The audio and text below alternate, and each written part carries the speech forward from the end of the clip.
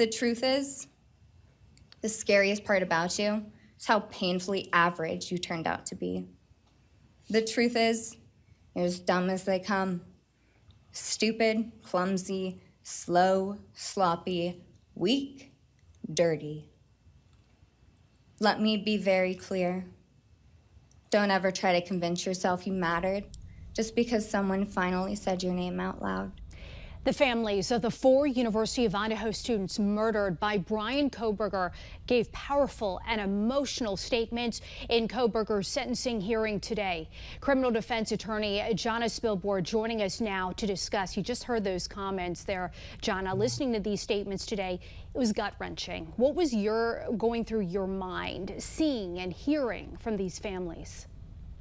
It was hard not to be emotional just listening to these families, but I was really struck by a couple of things. First, how unemotional Bryan Kohberger was. He didn't blink, he didn't sniffle, he didn't shed a tear. He was a deer in the headlights. It's almost as if it were a performance, like he tuned these poor people out. And the other thing that really struck me is they were truly trying to do with their words to him what he did physically to their loved ones. And because he showed nothing, I feel like this poor family almost got smacked in the face by his lack of emotion. But the good news is, in this case, the victim impact statements were not going to change the ruling. The sentence was going to be what it's going to be. So for the families and the friends who spoke, just getting it out hopefully brought them some sense of peace, because Lord knows they're not going to have an explanation as to what really happened to their friends and family members.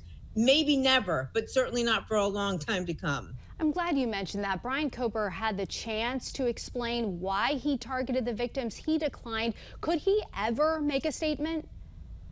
I got this cold chill earlier today when I thought, you know what? Is this guy so cunning, so conniving, so evil that 5 years, 10 years, maybe when his own parents are dead and buried, is he going to figuratively knock on a court's door and say, you know what?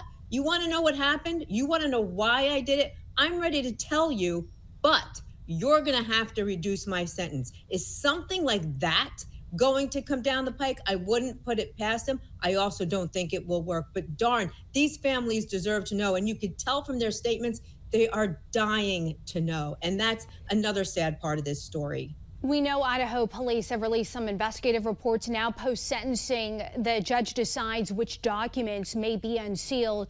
Do you think that based on that we could ever get a clearer picture of what happened? I know the judge already acknowledged that a motive may never be known.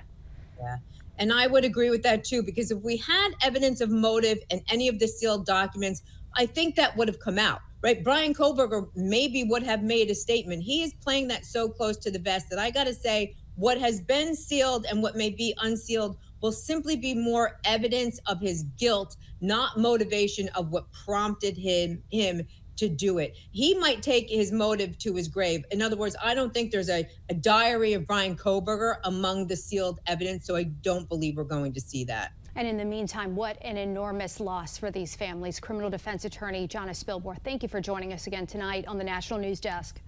Thank you.